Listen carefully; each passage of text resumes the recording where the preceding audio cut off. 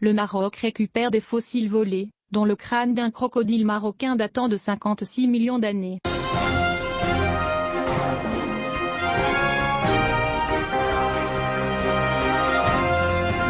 Une cérémonie s'est tenue, jeudi à Rabat, pour présenter un certain nombre d'artefacts archéologiques qui ont été restitués au Maroc après avoir été passés en contrebande. Cette cérémonie, présidée par le ministre de la Jeunesse, de la Culture et de la Communication Mohamed Mehdi Ben Zayed, a été l'occasion de faire la lumière sur le processus par le Maroc de restauration d'un fossile de crâne de crocodile marocain datant de 56 millions d'années, le 17 février dernier. Le processus de récupération de ce fossile, qui a été trouvé par le Federal Bureau of Investigation des États-Unis dans une ferme de l'Indiana en 2014, avec 7000 autres artefacts, fait partie de la mise en œuvre de la Convention de 1970 de l'Organisation des Nations Unies pour l'éducation, la science et la culture. UNESCOS, sur les mesures à prendre pour interdire et empêcher l'importation et l'exportation de transferts de propriété illégale de biens culturels. Cette opération s'inscrit également dans le cadre de la coopération bilatérale entre le Maroc et les États-Unis d'Amérique, notamment le protocole d'accord signé par les deux parties pour lutter contre la contrebande des biens culturels,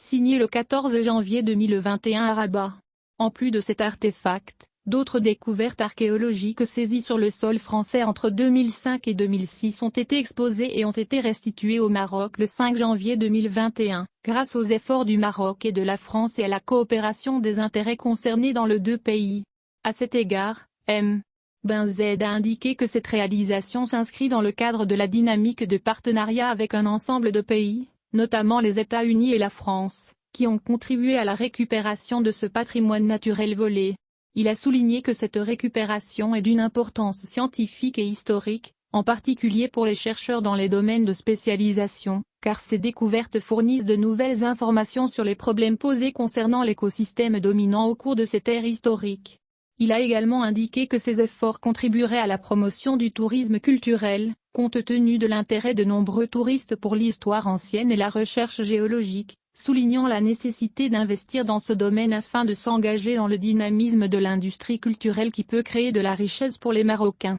De son côté, la conseillère culturelle à l'ambassade de France, Clélia Chauvray-Colasco, a souligné que ces rapatriements traduisent la volonté commune des autorités marocaines et françaises de lutter contre le trafic illégal de biens culturels. La récupération de ces biens met également en lumière l'étroite coopération scientifique et culturelle entre nos deux pays, dont la lutte contre le trafic de biens culturels n'est qu'une partie, a-t-elle ajouté. Elle a souligné que ce phénomène se reflétait négativement sur la recherche scientifique, à travers la destruction de gisements entiers qui auraient pu fournir des données de base sur l'histoire géologique et humaine de la région, notant l'expansion du phénomène de pillage des découvertes archéologiques dans le monde au cours du passé décennie. Pour sa part, Catherine Egan, conseillère aux affaires publiques à l'ambassade des États-Unis, a affirmé l'attachement des États-Unis au protocole d'accord signé par les deux parties à cet égard, exprimant son bonheur de voir le fossile retourner dans sa patrie d'origine après avoir été remis lors d'une cérémonie qui s'est tenue à l'ambassade du Maroc à Washington.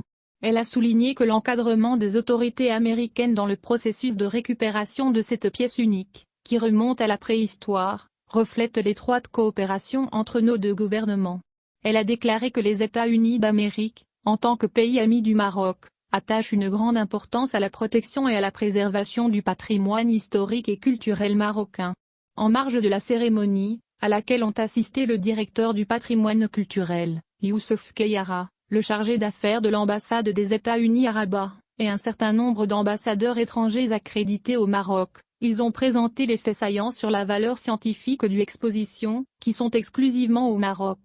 À noter qu'afin de préserver son patrimoine national, le Maroc a récupéré en 2021 25 000 pièces du patrimoine géologique, archéologique et ethnographique, constitué d'un ensemble de grande importance appartenant à des sites du sud du royaume et de l'Anti-Atlas et datant retour au temps préhistorique.